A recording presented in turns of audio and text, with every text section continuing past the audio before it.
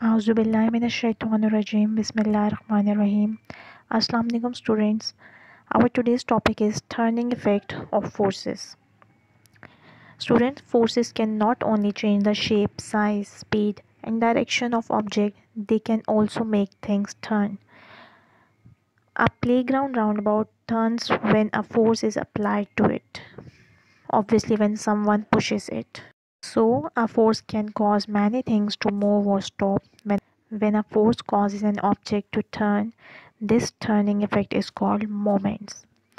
For example, a person is sitting on a seesaw, then obviously that person would push a downward force to the rod of that seesaw, and that force would create a turning effect that is called moment. Similarly, a spanner will make the nut turn if you pull or push on the handle. Students, you can exert a greater turning force with a longer spanner, which means that a longer spanner makes undoing the nut easier than using a shorter spanner. Means if the force is placed farther away from the pivot point, means the nut point, then the turning effect of the force means the moment would be greater. In other words, if you hold the spanner farther away from the nut, you can exert a greater force.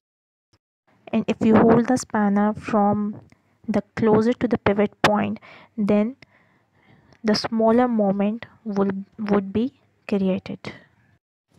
So we can say that the turning effect of force or moment depends upon two things: the size of the force used and the distance the force is from the fulcrum or pivot point.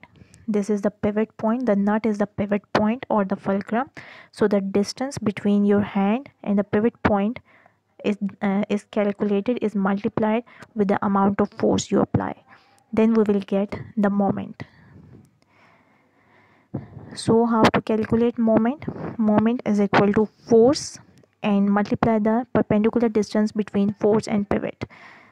So when we write in the symbol form, we will write moment is equal to F, that is force, multiplied by D, that is distance. And the unit of moment would be Newton meter, as the unit of force is Newton and the unit of distance is meter. So the symbol of unit is Nm, Newton meter. You can also see this is D, the distance between the fulcrum and the weight, the load, and then force is there. So students, if you are given with force in newtons and distance in meter, you would just multiply both of them and then you will get the moment, and the unit would be Newton meter. With this we have come to an end. Alhamdulillah. Meet you with our next video. Allah Hafiz.